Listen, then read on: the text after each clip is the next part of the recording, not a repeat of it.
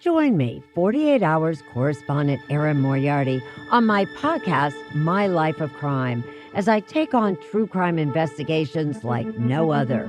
This season, I'm looking into the labyrinth of crime and secrets within families. I'm cutting straight to the evidence and talking to the people directly involved, including investigators and the families of victims. Listen to My Life of Crime with Erin Moriarty wherever you get your podcasts. This episode is brought to you by Lincoln Financial Group. Pickles are amazing, but how do I avoid leaving my family in one? Is there a life insurance that can benefit me while I'm still living? What if thinking about estate planning puts me in a state? Lincoln Financial and their suite of life insurance solutions offer benefits for before the you-know-what, not just after. With some policies, you can also access your policy cash value in an emergency to help you live your best life now. Plus, some of their policies' values can grow tax-deferred over time to help take care of you and your family. Can one of the loved ones I'm looking out for be me? To learn more about their different life insurance policies and how you can start to plan, protect, and retire today, visit lincolnfinancial.com/start asking now. Lincoln Financial products issued by the Lincoln National Life Insurance Company, Fort Wayne, Indiana, and Lincoln Life and Annuity Company of New York, Syracuse, New York. Distributed by Lincoln Financial Distributors, a broker-dealer. A note to listeners. The following podcast contains content that may not be suitable for all audiences. Discretion is advised. Awareness is key in a lot of these cases. A lack of searching and the way the ball was dropped on this particular case on so many levels honestly really begs me to wonder why there were never any internal affairs investigations. There were a few images of Molly while she was still alive of her face. The first image I saw was a picture of Molly laying down in what appeared to be mud. Face up, face down. Face up. And she was obviously dead. You are listening to Partners in True Crime. We are your hosts, Rob and Cindy Dorfman. Today we have an amazing individual from a great organization. Doug Bishop is a search and rescue diver from Adventures with Purpose. Adventures with Purpose is an Oregon-based specialty search and recovery dive team formed in 2019 and founded by Jared Lysick. They are dedicated to helping families of missing loved ones. Doug Bishop is the lead diver and investigator in a group of 10 members. Since their creation in 2019, the Adventures with Purpose team has been involved in the solving of 24 missing person cold cases. In 2021 and 2022, the Adventures with Purpose team went to Love County to search Moxley Pond at Battle Springs Ranch at the request of Toby Thomas. Rob and I were at Moxley Pond in 2018 for the television documentary, and we both agree that that place is a mysterious location in this story, especially since Colby Barrick's cell phone made a strange 911 call from there in March 2014, 8 months after Molly and Colt went missing. The Adventures in Purpose team and Toby found evidence of human remains at the pond, which still needs further investigation. But we're happy to have Doug here today to talk with us about his experience there. So you guys are doing an amazing job, and especially on the last case, you want to tell me, just give us a little bite of what you guys are dealing with right now up there, up in Truckee. Oh, yeah. So a couple weeks ago, we were able to get into Truckee, California, after being requested to come down. We were able to locate 16-year-old Kylie Rodney, who had disappeared for 2 weeks there in Truckee, California. And then the latest is that you feel like there was foul play involved. My personal opinion is that it is definitely feels suspicious. And, there's a lot of things that point towards foul play. A lot of coincidences that just aren't coincidences. There's some circumstantial things there that really, really lead me to believe that it's foul play. Does that mean it is? No, it sure does not. And at this moment, everybody's in limbo, just waiting for the authorities to make their final determination with cause of death and or naming a suspect. Very interesting. I think you guys are amazing. If anyone really doesn't really know what you guys do, can you just give us a little bit of a background on what your organization accomplishes, because it's extraordinary? Yes, sure. So at Adventures with Purpose, we are an underwater sonar search and recovery dive team. We travel the nation investigating cold cases, particularly those missing along with a vehicle And we do so free of charge for families and as well law enforcement. So in cases like Kylie, I think this issue has come up with Molly's case for so many years, and it's been bothering all of us because you guys helped. And I just don't know, people don't know when that happened and what the results were of that search. Can you give us a little bit more about that? Yeah, so, we have a worldwide support group that watches what we do and makes what we do possible. And, nowadays when someone goes missing, we immediately are alerted by hundreds of people. This particular case, made national headlines within a week. Our normal requests were really blown out of the water, by our supporters and different agents with agencies and so forth. And she's missing with her vehicle. So we rescheduled what we had planned and left Wisconsin, which is where we were at. We drove down to Truckee 2 days and got there. And once we were at Prosser Reservoir, where she disappeared from, it took us about 35 minutes to locate her vehicle, which we were able to dive on and identify, and also identify that there were remains within the vehicle as well. So can you tell us when you got involved with Molly's case? Because one of my biggest pet peeves with this whole situation and with a lot of missing persons cases is that Molly and Colt's case was not given mainstream media attention for many years. And because of that, I feel like that's why this case is still unsolved. And when it's mobilized nationally and everybody hears about it, it's a different situation. So I just wanted to talk about when you were actually brought in and how did you find out about Molly and Colt's case? Yeah, so our supporters let us know about Molly's case. Obviously, at the time they disappeared, no one knew. No one knew. There was no coverage. It was kept very, very secret, as you're aware of the circumstances surrounding it. Through our releasing our episodes, we always get reached out by people that have family members or friends that are missing, and also just are aware of something that may have happened in their community. So we were reached out by quite a few people. We all were also speaking with Toby there. Toby has a ranch really close, like right where they were suspected to disappear. And, with Toby's help, we were really able to come in and try to be a voice for Molly and Colt, because that's what this is all about. These platforms, and, it's not just telling a story. It's we're really trying to find somebody, but also spread awareness that it's particularly in this case, has never been, there's no awareness whatsoever, hardly. It's taken years to create, somebody actually getting out there and telling a story, and, people starting to produce podcasts on it, which is beautiful. Awareness is key in a lot of these cases. A lack of searching, and the way the ball was dropped on this particular case on so many levels, honestly really begs me to wonder why there were never any internal affairs investigations and or FBI investigations done on this case, considering the overwhelming circumstances that point to a lot of just foul play before and after the case. Agreed 100%. And that's kind of where we are right now. We have all of this evidence that we're releasing from Paula, and all of these recordings, and people like yourself who have donated their time and are passionate about finding justice for Molly and Colt. And there's a lot of political avenues that are being blocked. People that need to talk, like Craig Ladd, and I'm going to ask him right now if he's listening, because we've heard that he is, that we would love to speak to him about this case. And we haven't been able to get any answers or any kind of response from him, because honestly, there's a lot here that's corrupt and covered up, and we're uncovering it. And I feel like the only way we're going to get any traction here is by putting these people on the spot about this. I mean, in the case that you're working on now, you're saying, originally the news declared that it was an accident. And now, because of your work, look, maybe it's not an accident, right? Mm-hmm. Maybe there's something else. So yeah. And could we be wrong? Absolutely, we could be wrong. But you know what? We would be doing an injustice if we didn't spread awareness for how we feel, so that the more light, the more accountability is what happens.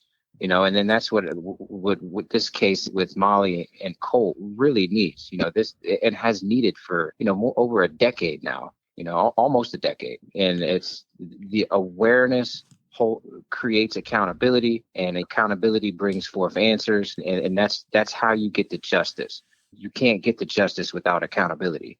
And there's never been accountability in Molly and Colt's case on any level whatsoever. No, you're right. No one's taken responsibility for this case or the lack of investigation that was done on it from the get-go. The only person, as I said before, who's been investigating this case from day one has been Paula. And yes, she's put together. You're absolutely right. And I've never seen anything like it. I mean, the files that this woman has put together, the investigation, how many times she's put herself in harm's way to get answers for this case it's insurmountable. It's very impressive. But getting back to what you were saying, I'd love to hear a little bit about, because I think what you guys say matters, because you're doing this stuff, number one, unconditionally. You're going in there just looking for the truth to these things. You're not politically motivated. You're not swayed either way. You're going in there, you're calling balls and strikes, and you have enough experience now doing this and all these cases you've helped solve and people you helped recover. Tell us when your antenna starts going up and you say, something's not right here. This is foul play here. What are some of the checklists that you guys go through? We do everything organically. When we work a case, we also, obviously we consider everything that has been done. However, we don't use that as blinders. We come into every case as though it has never been worked. It has never been searched. And that's our motto. We stick by that. If we haven't searched it, it hasn't been searched, until we ask those questions and we interview people or we dig into the story. That's where we start to determine sort of the why. Obviously we specialize in the where, but also, theorizing in the why can lead us more to the where as well. And with Molly and Colt's case, there's so many red flags. If you want to get into the calling off the police chase, maybe that's normal. Maybe they do call off chases a lot. I know it is in other jurisdictions. When they get too dangerous, they call them off. But let's talk about coincidences. Who called off the chase? It's his cousin. That's a red flag. But you could easily mitigate it with saying it's normal to call something off. Okay, well, if you know who you were chasing, which they knew who they were chasing, you make an appearance at a residence, don't you? All right, we're not going to chase him. Let's go wait for him in his driveway. That never happened. That gives the first red flag even more credibility. You know what I mean? Mm-hmm. And when those things start to take place, and then, that they never did, to my knowledge, they never did an organized search, to my knowledge.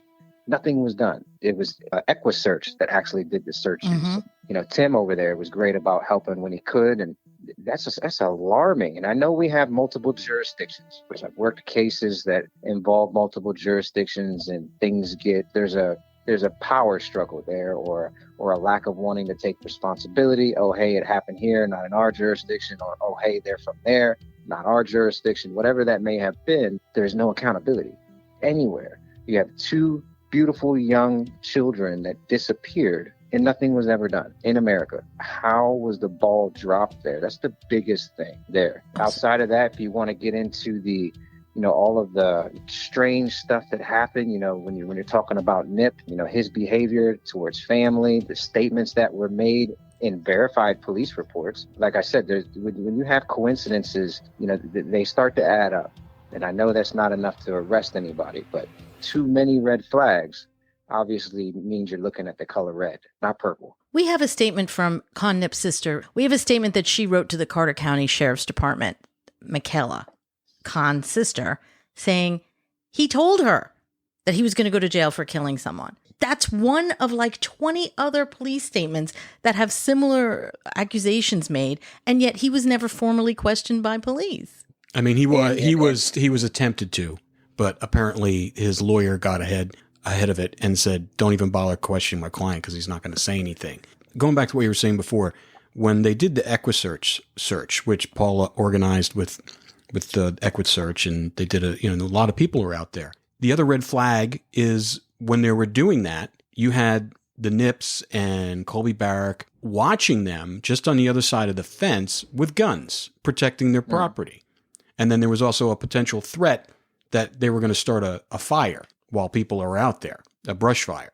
When you hear those things, how are you not getting suspicious? And they're basically pointing the bullseye at themselves. Yes, absolutely. It's suspicious behavior at the least. The fact that their land is right there where this happened is extremely alarming. You combined all of that, it's mind-blowing to know that there wasn't enough pressure on a judge. I've seen search warrants with a lot of less suspicion. So who was in charge, if anyone was in charge of that? That the statements made to, I believe it was Paula, by Khan himself, the way he broke down and the way he was, acting really funny sitting there, you can tell that is overwhelming signs of guilty behavior, not somebody who's innocent. You don't display those mannerisms. You don't say those words if you're innocent, and you don't act uncontrolled like that. That is somebody who has experienced trauma and is on the verge of losing it. Yeah, I think they missed a huge opportunity in pressuring him more, because I think he's probably the weakest link in this whole chain. Because number one, he's the youngest. He's got the longest time to live. Mm-hmm. And the other is, I think there was ways to make him talk. I think he genuinely cared about Molly. Right. And, let's talk about their relationship too. You have Molly, who has only known Colt a week, if I'm correct. Let's just say a week, just to be, accurate. And now Colt has a relationship with Nip, sort of. They're kind of friends, but Nip is dating Colt's daughter's mother, his child's mother. There's before that, yeah. No. Colt was dating Khan's ex-girlfriend, Katie. Yeah. And had a baby with her. So Colt had broken up with Katie about a few months before this had happened, and they had a son. And then Khan also dated Katie for several years and had an abusive relationship with her. And then Khan also had some kind of romantic thing with Molly. So it's, there's a lot of emotions flying around here. Yeah. Between Colt and Khan, I know there was no love lost. They didn't really care for one another from what we've heard, which was why it was odd that they were hanging out together. But everybody's agreed that it was probably because of the drugs that brought them together. And Molly and Colt started dating maybe a week before this happened. I know there's previous charges of manufacturing meth and things like that. And, so there was a lot of things going on around them and in that area. It's all extremely suspicious, especially when you take into consideration, the last known individual that was with them under violent circumstances was never interrogated. Yeah, exactly. And this is arguably violent circumstances. Reached upwards of 120 miles an hour, being chased by the police, violently driving through fields and fences and crashing, and then leaving these two there. Their phone calls and statements all night long, Molly's and Colt's, to their friends were all corroborated. And, they pretty much told the same thing to everybody, that they were left there. The number one person was never interrogated like that. That is, what more do you need, Yeah. Well, apparently under the law, in Oklahoma law, it seems like it's protecting them more than it is protecting the citizens. And I want to get back to it because I've overheard you talk about it in your organization on how you guys operate. And one of the things that really I think everyone can see here, now that the podcast has been out now, this is going to be the 19th episode, is that you guys, I've heard you guys operate from common sense. Can you talk a little bit about that? Yeah, so, we do operate off of a lot of common sense. You kind of have to. You got to have a clear head. You got to go over the facts. We got to look at things black and white, not ifs, ands, or buts. It's just, what do we know? What are we working with? What are the facts of the case? Determining lost person behavior, which, basically is victimology. Who were they? What were their habits, their characteristics, their places of frequency, their friends? Who did they party with? All of those different little aspects we use, and, we apply our common sense, taking all of that, bottling it up and getting together a really good search area, then go out and search. Obviously, our specialty is underwater. Our sonar capabilities are really, really good, and we're also divers as well. Did, in fact, end up draining an entire pond right near there on Toby's property, which was in range of where this vehicle crashed. Unfortunately, after draining this pond, we didn't find anything, but this was a huge operation. We brought in great big industrial pumps, and because Jared and I dove that. Jared, and I, as well as Jacob from Chaos Divers, dove this pond, and it's like chocolate milk. There's zero visibility, and hand by hand, inch by inch, we searched the pond. Now, we also had cadaver dogs hit on this pond, which is why we were really focused on it. We drained it. Cadaver dogs still hit on this pond after we drained it, and we couldn't find anything still. Does it mean that there's not something there? Probably. I do know that cadaver dogs, they can be a little confused around water, as there's a lot of those type of signals that they look for in water. So I'm not sure if that's what happened there, but we were able to clear it the best that we could. We had a lot of machinery there, skid steers and pumps, and we couldn't find anything there. But if there's a lot out there that still really hasn't intensely been searched in that area, particularly the Nips property. I think that that's probably, if I had to come into this and I had search warrants, that would be my number one area to search in this if I had full range and full control over this. I would get out, because that's where my common sense would lead me. What hasn't been searched really, and why not? So we know that they've been really protective. Why are you so protective? And an outside person with common sense would tell you, oh, they're being protective because they have something to hide.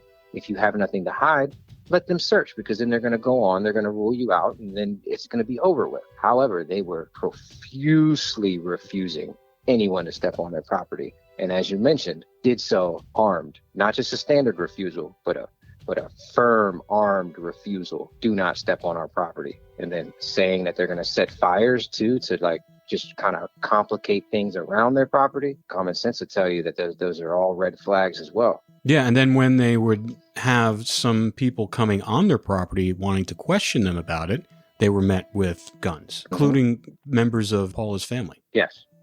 And, on the outside looking in without knowing any of that stuff or suspecting anything, hey, we're in Oklahoma. I'm sure it's not that strange for people to answer their doors with guns or defend their property with guns. But when you take the whole story and all of the facts and all of the things going on, to me, that's suspicious, Yeah. Very suspicious, extremely suspicious. All right, well, let's go back to Toby's property here, because we agree with you. And when we spoke to Toby about what you guys did that day in that gigantic operation in the dog's hit and everything like that, regardless of what is there, I think that area needs to be really excavated properly, almost like a archaeological dig, because you don't want to screw up any of the evidence. So I think that's what needs to be done there in order to rule out, because you don't know. I mean, because you have a cell phone call, an errant 911 call that was from Colby Barrick's cell phone, putting him at that location. Now, regardless of whether or not anything was done then, you have a potential suspect in this case, putting them there where there's cadaver dogs hitting.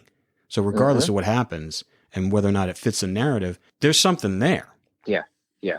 Cadaver dogs did hit prior to us draining it, prior to us diving on it. After we drained it, they hit in this one area. And so we actually not only had one, but we had two different cadaver dogs, because we were like, all right, well, what if we're working with something here that this dog is just hitting on something that, like I said, is just water produces those type of signals sometimes that dogs hit on. So we actually brought in a separate dog after the fact.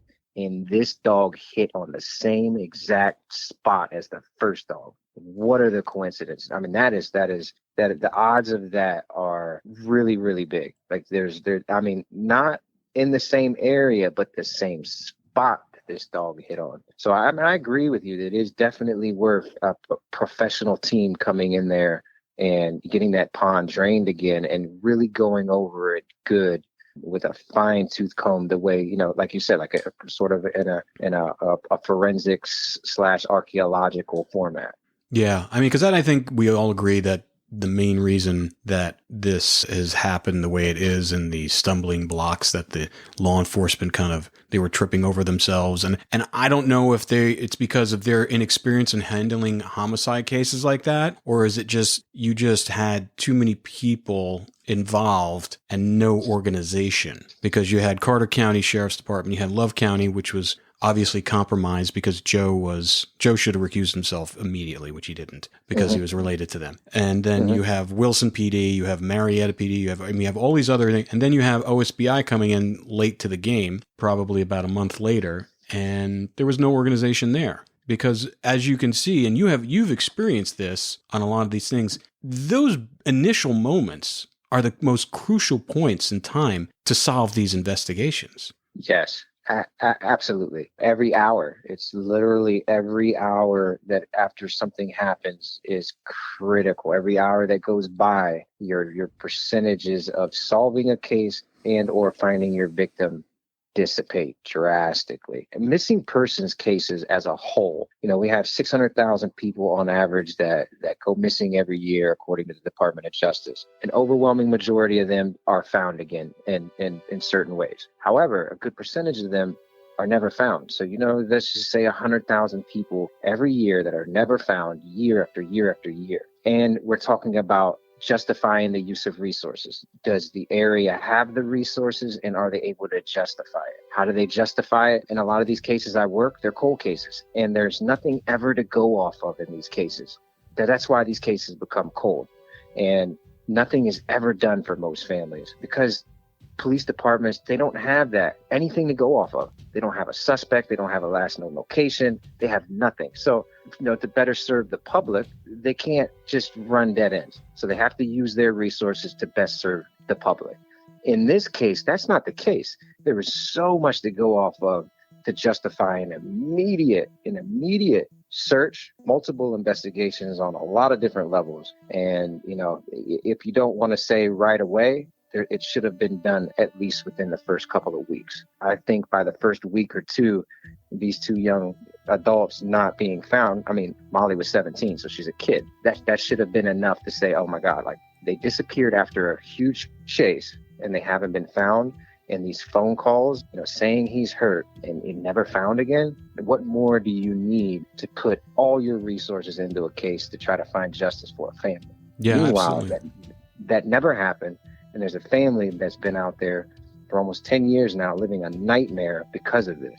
And this is torture, absolute torture for a family to live with these types of circumstances and this type of injustice. Why do you think that happened in this case? From using your experience.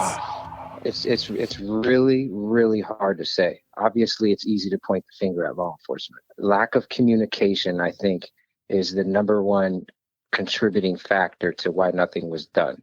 You have a lot of different agencies that are involved in this. Somewhere the lack of communication is why we're talking about this today. That's number one. We can go down the rabbit holes as well as far as, is there any type of corruption from the sheriff there in Love? At the time, he's been it's no secret. I'm pro law enforcement. I love my government and I love those who defend the public in this great nation. But if this is out there, this gentleman was not a good individual. That's no secret. There's been a lot more that has happened with this individual, not even connected to this case. So, that's a whole rabbit hole on its own. So, to me, that's a red flag as well. Is there obviously some type of investigation, hindrance that was done because of that relationship? Or is there something else going on there that's related to this that nobody has known about? Yeah, it was a comedy of errors from the beginning because as soon as Joe called off that police search and they didn't go follow up on it, like you said, he should have, even if they didn't go to, because they identified him in the 911 call. They said it was Khan. Mm-hmm. So number one, and Joe's his cousin. He knows where he lives. He didn't even go the next day to go, hey, listen, what happened there? What are you doing? Or tell him just to stop. It's a felony what he was committing. Yeah, the car chase is a felony. Not only he taunted them. Yeah. He taunted them. That's how it started. And as far as I'm aware, he pulled in front of the police, the sheriffs, spun his tires at them, kicked up gravel, and then that's what started the chase. Yep. I tell you what, if you do that in Clackamas County, Oregon, or anywhere else for that matter, don't taunt the police. Yeah. That's one thing you don't do. They don't take, so for them to be disrespected to that level and then there never to be a follow-up, that's huge. That's huge to me. Because I tell you what, if I go out here today anywhere and I get in a chase with the police and they're able to verify who I am, they may call it off. Like I said, that's normal in some areas. But however, my door is going to be knocked on, if not kicked in. Exactly. I mean, it just doesn't make sense. A lot of this stuff doesn't make sense. But I was going to go back to the whole thing where Joe kind of started the early rumor of they ran off to Wichita Falls. And that slowed down the investigation right there. Oh, they're just runaways. They're just runaways. Well, in addition to that, he also called the local news reporter that he was friendly with, Maureen Kane, and told her the same thing. So it didn't get any national media attention because from the get-go, Joe Russell told the media that they were runaways. And neither one of these individuals had any type of resources to successfully do that. No. And then we were told that Colt never left that area, and he had a horrible sense of direction. And also, every other day, he was calling Katie, the mother of his child. He said, and she said this to us on the podcast, she goes, he would never go at least 48 hours without calling me to check on his son. There's a lot of things. Is that deflection? Yeah. It's complete deflection. Is that deflection? Oh, don't worry about this story. They just ran off to another state. Yeah, they're just druggy kids. They just runaways. That's what he told the reporter. That's classic deflection. Okay, so I want to know, if you're going to say that, what is leading you to say that? Where is the evidence to lead you to publicly coerce a news reporter? Why are you assuming that? I mean, that's what I would like to know. Yeah. Because it sounds like deflection to me. Yeah, he's a law enforcement officer, okay? All he had to do is, that was his theory. He could have found out, all he had to do is trace them down. He has the ability to find them. It made no sense. He waited 3 weeks to even get a statement from Con Nip, who is his relative. It's really confusing to everybody. Getting back to the Toby's search of his property, what was your reaction when those dogs, the second batch of dogs, hit it? First off, I just want to say, Toby is one of the most selfless individuals you will ever meet. And his heart is pure gold, and he just wants to help.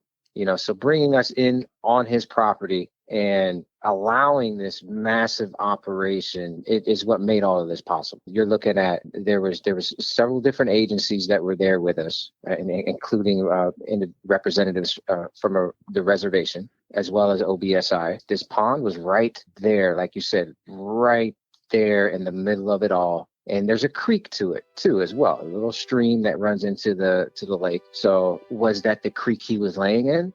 He told on phone calls to multiple people that he climbed a tree, which we believe he climbed because they didn't know where they were at. Got out of this car and ran, and didn't know where they were at. Did he climb this tree to try to get a vantage point, to try to see? Because they're making phone calls, they're trying to describe to people where they're at. And then according to the stories that he told to quite a few people, he fell, broke his ankle, he's got a bone sticking out of his leg, and he's laying in a creek. They knew they were right there off of Oswald somewhere. So this pond is like right there, man. It's not far. And if you're gonna get out of a car and run, this is perfect location. And when we got there and those dogs hit on that pond, it just gave me goosebumps. It was chilling. It was almost as though when I find a car underwater that I'm looking for, it's a moment you really can't describe. There's an energy in the air that is it's from another world, man. To have those dogs hit, and as me, Jared, and Jacob were suiting up, things are intensely on another level. And, we're searching this. It's just, like I said, it's chocolate milk. There's some trees that are laying down in there. Great big alligator gars are in there. Toby was telling us a story where there used to be a 12-foot gator that was in there. We didn't see the gator. Talking about adding to the intensity of not knowing. Hand by hand, inch by inch, the three of us crawled through the bottom of this pond, just looking for anything and everything, digging through the mud, turning it up to get, really get a good scent going there. And we didn't get anywhere. And that's when we knew we had to drain this pond. Just had to drain it. Draining it is just going to give us a different, a more efficient vantage point by, just being forced to do this blind and on compressed air. You said there was people from law enforcement there watching. Yeah. And what was their reaction? They were, just as into it as we were. They were on our level. They believed that every bit of it made sense. They were there for the bigger picture. They were there to hopefully provide answers and then find Molly or Colt or some sign or clue, some piece of evidence, anything. Whether that would have been old clothes or they just wanted answers, and us as volunteers, Toby as a private landowner out of the greatness of his heart is out there making it happen for them. So, they're great attitudes and, they were there really hoping that, answers were going to be produced. And, they stood there for hours and hours as this took place, because this didn't happen all at once. This was an entire day of really hard, grueling work by a lot of volunteers that were out there. We didn't end till it was dark, and then the operation still wasn't over. Yeah, no, I agree with you about Toby. He's a unique person, and he's a great person, and we've had a lot of interesting conversations both on the podcast and offline. And his heels are dug in. He's ready to take this to the next level. I would love to see him buy that NIP land. I would just love for that to happen, or anybody to buy that property. That would be interesting. That would be really interesting. If there's something that's missing, if this pond is not it, is what, I would love to see that happen. Yeah. And like I said, we don't know. We were out there. I've been to that pond. The thing that was really interesting is that no one really knew that pond existed. Toby, when he bought the land, didn't know it existed until he discovered it. You've been there, it's hidden in between those two lakes. It's hidden by brush. It's hidden by trees. I don't even think if the trees are grown, you can't even see it from a helicopter. So it's like the perfect place. And why was that like a frequented spot by Colby and whoever was out there? And what were they doing? It's not even their property. The more you look into this case on any level, whether you're doing it today as your first time listening to this, or you've been, dealing with this case since 2013, at every turn, it becomes more suspicious and absolutely jaw-dropping, mind-blowing of all of the circumstances. It's not just one. It's not just two. It's not three. At every turn, there's something that is what normal people would just say absolutely unbelievable. This case, if you look up the word controversial in the dictionary, this case should be listed right next to it. How much more controversial do you need to get? There's so many balls that have been dropped, so many red flags. And you haven't even been privy to all the recordings that we've had, because Paula has done an amazing job talking to all these people, these people who came out early on in the investigation. We've only hit the tip of the iceberg as far as some of the details that have been given. And granted, it could be third, fourth party, but they're all kind of lining up. They're all a little different in a way, the way they're told, but the base facts, same circle of people, are all the same. They're all the same. Yes. You were saying before that you usually go in there, all you know is that someone's missing. You don't know, you don't have a potential suspect, you don't have a scene of the crime or anything. There's a lot of information. You have Khan, who was the last person to see them. You have names like Colby Barrick, who people have said they've seen them with him. I don't know whether it was the night of or a couple nights later. People were looking at them with night vision goggles and seeing what's going on there, and like all hell's breaking loose. And there's a lot of information out there that puts them, it's not like we're looking the entire state of Oklahoma. We're looking at Long Hollow Road and Oswald and the NIP property and the adjacent properties. That's it. It's all there. It shouldn't be this hard. It's gonna take what you're doing right now, producing a voice for the voiceless and fighting for somebody who can't fight for themselves, and spreading awareness, using social media, the power of social media to spread a light on the darkness that is just engulfed this case. That's really what is going to transform into justice for Molly and Colt. Up next, we're revealing another recorded interview that was done very early on in the investigation by the private investigation team Paula hired. This interview comes from someone who heard a lot, saw a lot, and was almost a victim as well, due to being labeled as someone who knew too much, just like Molly. We have altered the voices and withheld the names to protect their identities. You stated almost 2 weeks ago you heard a conversation while riding in a car with and Yes. who was that conversation between? Each other. And what was that conversation about? I don't know how he got the acid, but he had sulfuric acid. And he was wanting to take it out to Grasberg. Okay. What was the sulfuric acid in it? It was in a big white bucket. Was it round, square? Well, it was round. Round? Yeah. Did it have any labeling on the outside? No. So just a plain white bucket. Yeah. Can you describe it a little bit more in detail for me? Kind of like a 5-gallon bucket with a handle on it. Okay, so When the sun goes down but your symptoms pick up, reach for Mucinex Night Shift. Uniquely formulated to provide fast, powerful cold and flu relief, Mucinex Night Shift fights your worst nighttime symptoms, so you can get to sleep and wake up ready to tackle the busy day ahead. Buy Mucinex Night Shift at your local retailer. Use as directed. Sweat, lift, sprint, and more in the all-new Reebok Nano X4 training shoe. As the official shoe of fitness, the redesigned Nano X4 is one of the most breathable, lightweight, and stable iterations of the award-winning Nano yet. Basically, everything you like about a training shoe, improved. Everything you didn't, removed. The Reebok Nano X4, available now. Visit Reebok.com to learn more.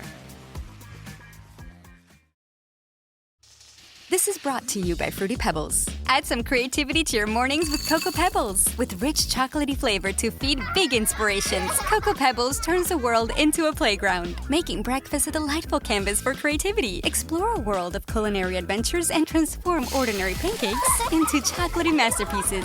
So what are you gonna yabba dabba do next? Head to postpebblescereal.com to learn more. Yabba dabba do and the Flintstones and all related characters and elements, copyright and trademark Hanna-Barbera. you're saying basically a 5-gallon paint can. Yeah. Okay. And you saw the actual bucket? Yes. Before then, it was in bedroom. I didn't know what it was, but before then, the can was in her bedroom. How long had it been there that you I noticed it twice in probably a week. How long did you notice it before this conversation? Probably a week. A week. Okay. Once you heard that was sulfuric acid and they were going out to Grasspur, where's Grasspur? It's in the western Love County. It's out past Jimtown, west of Jimtown. And what's the purpose of that property? Like, why was he having to bring that there? From what the conversation that I heard was that he had to get the acid out there then, and he needed to get it there to get rid of the body. He said, we have to get rid of her, we got to get rid of the body, everyone's getting too close. And I don't know if the body was there, I have no idea. I just know that they said that they needed to get it out there right now, and said, I don't want to do that. You know, there are other people around that shouldn't be hearing this. And both of them looked at me, and that was pretty much the end of that conversation. But they did take the bucket out to Grasspur, they dropped it off, and stayed, and I left. And after that, I asked several questions about it, and she wouldn't say anything to me. Is there anybody else out at Grasspur when y'all got there? I know that Colby was out there, Colby Barrick. I did not see him. His truck was running back behind the house that we stopped at. Do you know what kind of truck he drives? No. I just know that the truck was running back behind the house that we stopped at, and, hollered at him and said, hey, Colby, we're here. Don't shoot. I guess he doesn't want people there. And she kind of waved a little, and we drove off. Did you see or hear anything else while you were still there? No. No. I mean, there's stuff all over the yard. I know a lot about manufacturing meth because of both of my brothers. And there was pretty much any and everything that you could need to manufacture meth just all over the yard. Had you ever picked up any drugs out there? No. Have you ever seen them cooking? No. What's it smell like out there? It's an acidic, almost rotten, it's a smell that you can't really describe, but you can't really get it out of your nose. Okay. That smell, can you compare it to anything else? What would be close to it? Sulfur.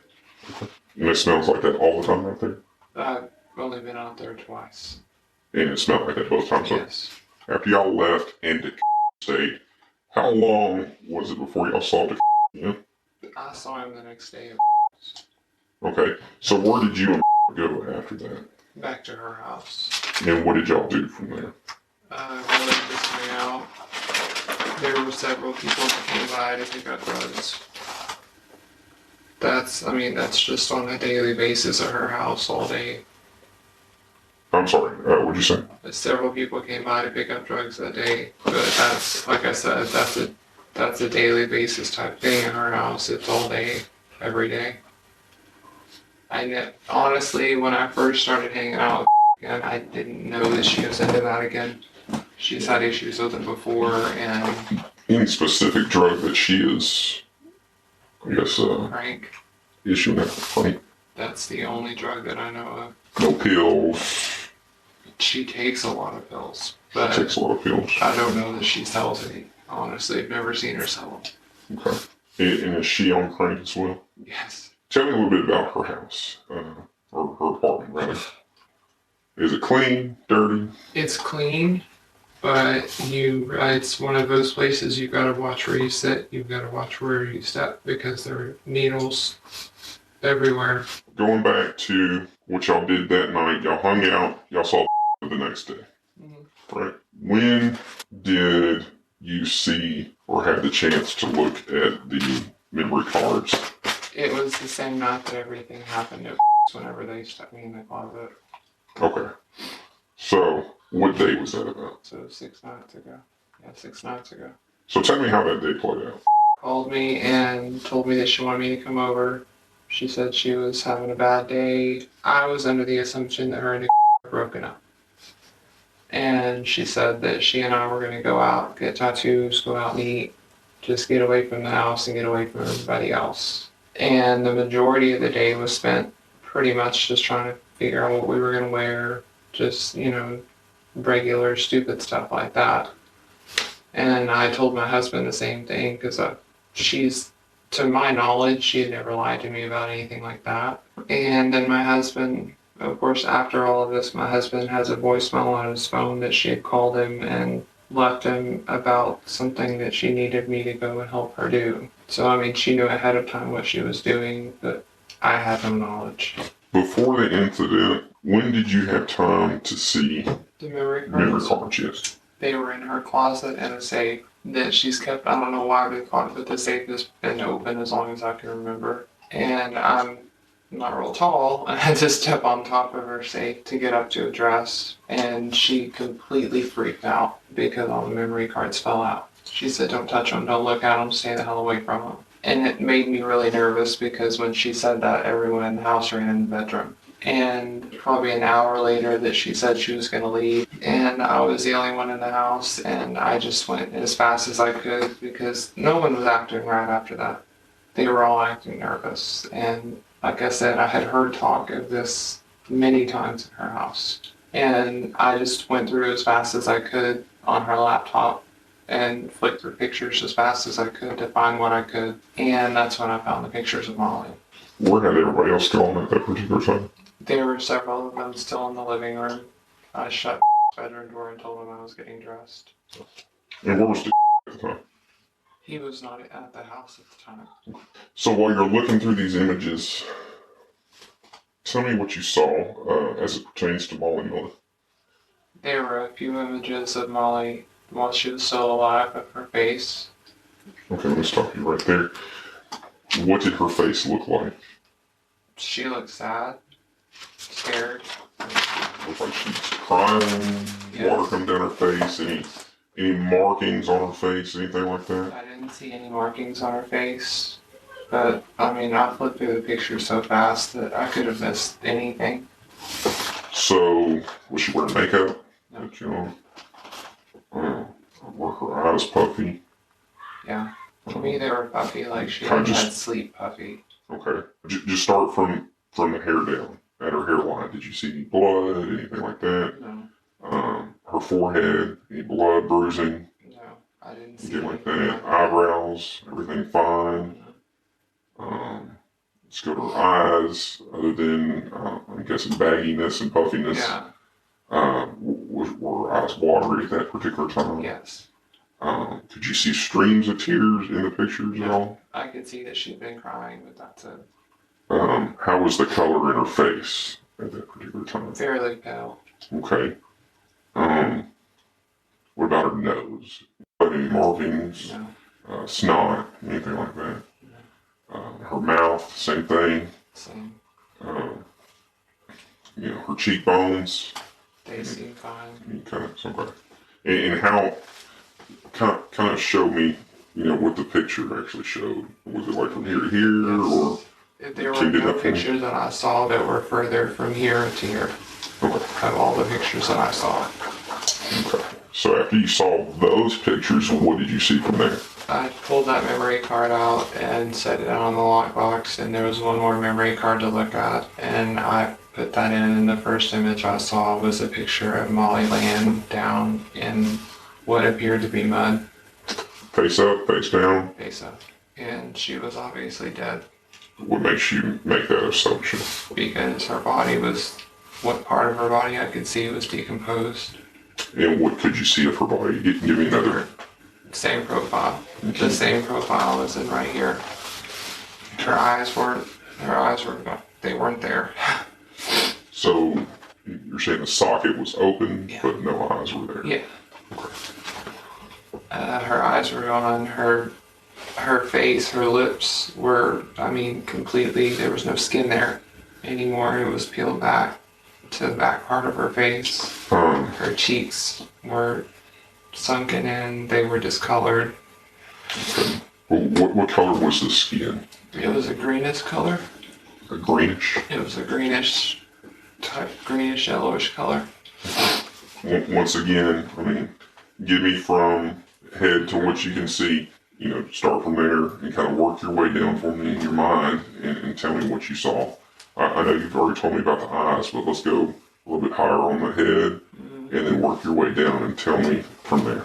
Her nose, there was no skin left on her nose. It was mainly the bone. Okay. From there, the lips, they weren't there. It was everything right here was just bone, pretty much. There was still some skin intact, but not much. Okay, what about her teeth? You could just see, like... Yeah, I could just see... Excuse me for doing that, like... Yes. Okay. And her cheeks right in here. Mm-hmm. That's where the greenish yellowish area still was, but there wasn't much skin left there at all. Her chin, I honestly don't remember. Sure. Her neck, it was barely there. I could almost see the bones right in here. Now, did it look like it was decayed? Did it look cut? Do you know the difference? Honestly, I don't know the difference. Okay. That's just something, I don't know, that's something that I see that every night when I go to sleep, and it's not something that I'm ever going to forget. I understand. But, any other details you can give me? No. If you had to guess, how many pictures like that did you see? At least a dozen. And then, could you see any of the surrounding area? They were close-up pictures. So, like, very just right on? Very close pictures. So you couldn't see the ground at all? No. All I saw was that she was either laying, it appeared to be mud. There were some grass there, but it appeared to be mud. So after you saw that, what did you do with these? I was walking back towards the bedroom, and was a very large man. I could hear him walking towards the bedroom, and he was walking back towards the bedroom, and I pulled the card out of the laptop and threw it back in the box. And he banged on the bedroom door a couple of times, so I shoved the safe a little further back into the closet and threw the dress on that I was supposed to be trying on and opened the door. And he asked me what I was doing, and I told him I was getting dressed, and he looked over towards the safe, and he said, "That's not where it's supposed to be." And I said, "Well, I had to step on it to reach a dress. I'm too short." He said, "Well, you could have just asked for help." And then not long after that, I got back home, and I was, finishing getting ready, putting my makeup on, trying to act like nothing was wrong. And I told that I didn't feel well. I said I was going to go ahead and go home, and that came from behind me and grabbed me. He said, "No, you're not going anywhere." He said, "I know you." He said, "I know what you saw." And I said, "I don't know what you're talking about." Because he said, "I know exactly what you saw."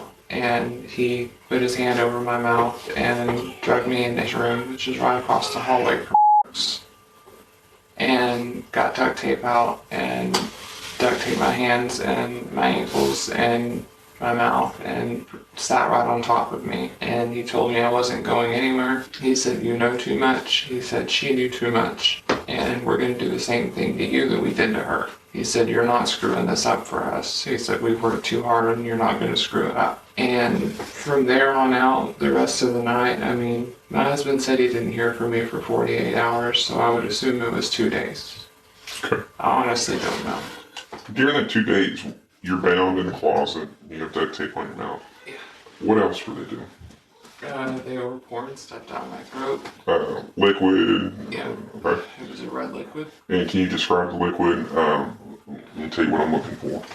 I'm looking for sight, taste, smell, any sense that you can put to it. Right. It was a thin red liquid. It smelled sweet, but it tasted horrible. I know they shoved pills down my throat with it, but I don't know what they were. I don't know what they taste like. Did you see what color the pills were? No. The room was dark. The closet was dark. When I saw the liquid, when they first started pouring it down my throat, it was still daylight, and there was a little bit of light coming through the window.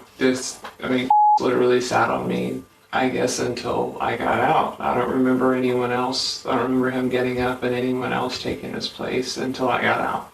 Okay, back to the liquid. What kind of container was it in? Like a tea pitcher that you would make a picture of tea in. Like So a just- big clear container. Okay, so I want to make sure I get this right. So it wasn't like a gallon jug No. like you get at the store. It was like a... Kool-Aid or something. Okay. And it was clear? Yes. Okay. And they used a blue funnel. And approximately how many times did they do this? I can't even count. Dozens. Dozens of times. Do you ever say what it might have been? No. Or, go get No. this? No. Okay. He kept telling, he was crying. He kept telling him, just, let her go. She hasn't done anything wrong. Just let her go. I don't think he knew what was going on. I really don't. Okay. And a couple of times they told him it was his turn to pour with this, whatever they were pouring down my throat. And he would start to pour, and then he would pull the funnel out and stick his finger down my throat so I would throw up. And I think they finally caught on to what he was doing and told him it was time for him to leave. He had to get out, and obviously wasn't doing the job, so they were going to have to take me somewhere else and just get it over with. And got up long enough to drag me out of the closet, and he pushed me across the hallway into the room, knocked that part of the window out, and threw me out that window and told me just to go as fast as I could. Where was everybody else during that time? Trying to keep him from getting to me. They were scrambling, people were throwing things in cars, and was trying to keep from getting as close as he could to me, but threw the door in his face to the room and locked it. And after that, I don't know what happened in the house. So everybody was in the house, was able to help you. You got enough to do what? He was getting ready to take me wherever they were going to take me. He was going to get the keys to his truck so he could put me in his truck. And where was during all this? She was back and forth in the middle of all of it, telling me that I shouldn't have messed up. I shouldn't have tried to get away. I should have acted like I didn't hear anything, and I shouldn't have been so nosy. After you got out of there, where did you go? For the longest time, I couldn't walk. I drug myself to the other, where the apartments are there. It's a wide open field from there to the street. And I drug myself to the street, and I lay there in the grass. I don't know how long for. Honestly, couldn't tell you. And about daylight, drove by and picked me up, and he took me to his house, and I stayed there for the night, and then I went to my mother's apartment the next day. And from there, where did you go? I stayed at my mother's apartment. My mom told me that while I was gone, that people had been in her apartment and they tore it apart. They literally tore the apartment apart. They went through everything I had in my room. So you lived with your mom? Yes. Okay. Did they say anything to your mom? They told my mom that I had some things that they wanted back, but they never would tell her what it was. And I don't know what they were looking for, honestly. When they went to your mom's apartment, did your mom tell you how they got in? My mom never locks her door. And she said, "Why are you getting your stuff?" She said, "I just need my stuff back to you." And she said, "Are you fighting?" She said, "Well, yeah, you could say that." But when she left, my mom called me. She said, "You need to come over because there's something wrong." And they had taken everything I owned. My money, my clothes, my makeup, my jewelry. I mean, everything you can imagine was gone. Did they say anything else to your mom? Did they make any threats? No. Did they talk to anybody else that was there? No. After your mom told you that, what happened from there? I called my husband and explained to him what had happened and that I was home. They had somehow led him to believe that I was trying to leave him. So he needed to just get out of the way and let me do my thing. And he was already back at his mother's. And I called him, explained to him what had happened. And then after I hung the phone up with him around the corner of the apartment, and he said, "You shouldn't have done that." I said, "You shouldn't have done what?" He said, "You shouldn't have called him." I said, "I don't know what you're talking about," because I was on the phone and the apartment is around the other side of the complex. And he said, "See, I know what you're doing. I can hear you. I can see you." He said, "And we've all told you to keep your mouth shut." He said, you're gonna end up the same way." He said, "We may not have gotten you then, but we're gonna get you." And it was everywhere that I went. There was, watching me everywhere that I went. They're gonna kill me if I go back there. I know they are. Going back through my notes from our discussion yesterday, did they ever say where the body was located? At the end of road, somewhere over a tall fence. Are you familiar with that area at all? Very. Or are you familiar with that area? I grew up in the West End. I'm 29 now, and I just moved out of the West End a year ago. Kind of help me out, since I'm not from there. What does that mean? The West End? The West End is the West End of Love County. Okay. Once you leave Marietta and go west, you're in the West End of Love County. Did you know Colby Barrick before you knew? Yeah, he's somewhat, yeah. How did you know him? Well, he's my sister's age, my oldest sister's age, and he went to school with her. Okay. Are you familiar with Colin then? Not very. I know of him, but I'm not very familiar with him. In the whole conversation and Molly Miller stuff, have you heard his name brought up with all this? Yeah. Who said his name? What did he say about him? All he said was that Con and Colby both needed the acid now. Kind of help me out here. They were just having this conversation in the car, or did they get a phone call that led to the conversation? As far as I know, it just got a phone call that led to the conversation. Do you know who got a phone call from? I believe it was Colby. Okay. Could you hear anybody on the phone? No. Colin and Colby needed sulfuric acid now. Yes. And it sounded like pretty urgent, and he was saying that. Yes. And when the got angry and when he wanted something and got angry, he did it. He has a horrible, horrible temper. Yes. More tantrums, or you do what I tell you, or there's consequences? Yes. You do what I tell you, or else. So, would you say that you're scared of him? I'm terrified of him. I can fake my way through a lot. I'm terrified of that man. He looks like he's got a baby face. He does. There's no sweet and cuddly about him. No, not at all. Going back to apartment, did you ever see anybody else over there that maybe shouldn't have been there? Joe Russell. And who's Joe Russell? He's a sheriff of Love County. Why is he hanging out over there? I didn't want to know. Honestly, he walked in and I was taken by surprise. I actually saw the car pull up, which was his son's car, Willie. It's a Mustang. I saw the car pull up and... What color is it by chance? Oh, dark light. It's dark. But I saw the car pull up and Joe was in it and he walked in, and when I realized that no one else was afraid that he walked in, I actually walked in his room and sat in his bedroom. To me, that's not normal. A sheriff doesn't walk into a house like that and everyone's completely calm. Was he in a uniform, plain clothes? Uniform. So he was driving someone else's vehicle, but he was still in his... if I had to guess from the pictures I saw, he looks like Santa in a white shirt with number 1 right there. Yes. Yes. Cowboy hat, suspenders, and white pants. Everything with the cowboy hat that day. Okay. Did you hear any conversation while he was there?